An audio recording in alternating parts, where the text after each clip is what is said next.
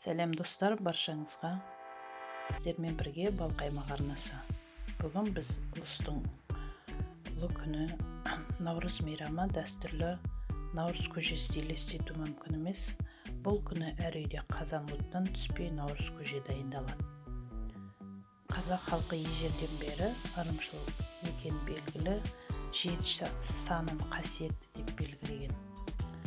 Аталмыш тағамда 7 түрлі дәмнен жасалады.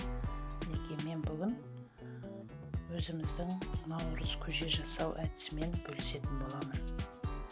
Ол үшін ыдысымызға туралып дайындалып тұрған малдың майын қазанға салып шығаратын боламыз. Және осындай еттерімізді, сүйектерімізді де салып шығарып алатын боламыз.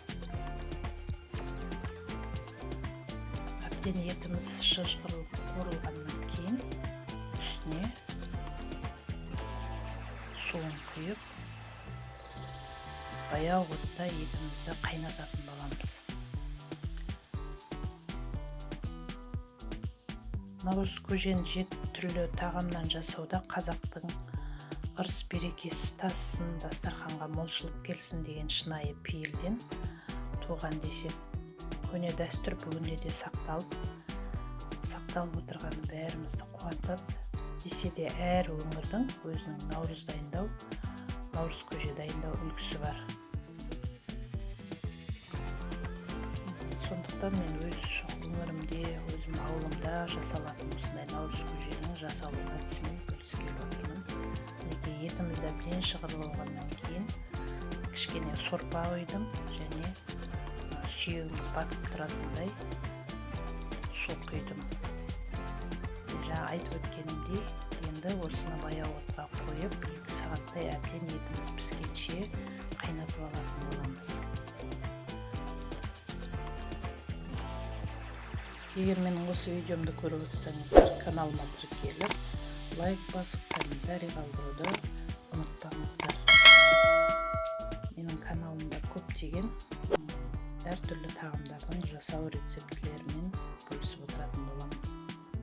Неге біз баяу отқа қойып, әбден суымыз қайнағанша осылай етіміз піскенше қайнауға жібереміз. Және татымына қарай тұз салатын боламыз. Міне, тұз да киелі 7 санның қатарына кіреді, сондықтан тұзды салып осылай қайнатамыз. Неге менің көжемнің қайнағанына да 2 сағаттай болды. Арасында қарап бұлғап қойып отырамыз. Неге енді көжеміз піскеннен кейін арасына жуылған күрішімізді саламыз. Шамалы видеода күріш салғаным көрінбей қалған. Енді күріш бір қайнағаннан кейін жуылған тарымызды да осылай салатын боламыз.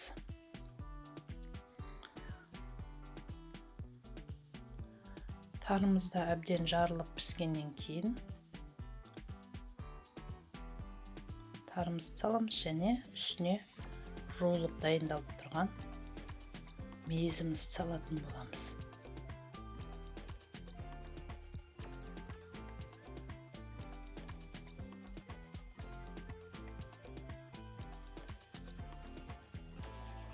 Мейізімізді де салдық. Осылай көжеміз қайнап жатыр. Енді сәл қайнатып алғаннан кейін қайнап пісіп қалды. Енді осының үстіне көжеміз қойыртпақтан пісіп жатыр. Осының үстіне енді сүтімізді құятын боламыз. Сүтті неғұрлым мол құйсаңыз, көжеңіз соғұрлым тәтті болады.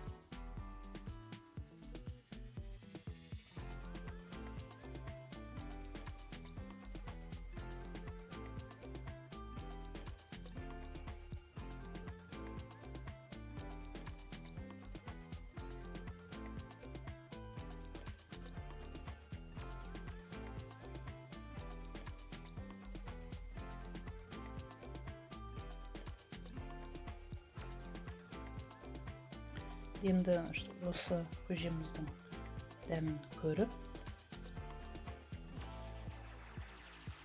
татымына қарай шекер салсаңыз да болады, тәтті болу үшін.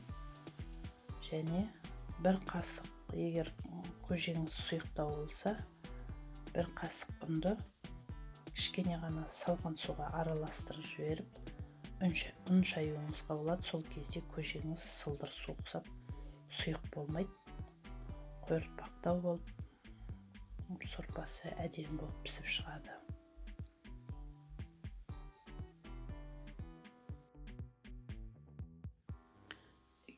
Әр елдің өзінің көже дайындау тәсілі. Мен өзімнің өңірімдегі, ауылымдағы осындай көже қайнату әдісімен бөлістім. Сіздер де жасап көріңіздер, баршаңызға ұнайды деген ойдамын. Біз наурыз көже, сәуір көже деп үйде балалар болғандықтан, көжені жақсы көргендіктен жасай береміз. Сіздер де жасап көріңіздер, баршаңызға ас болсын.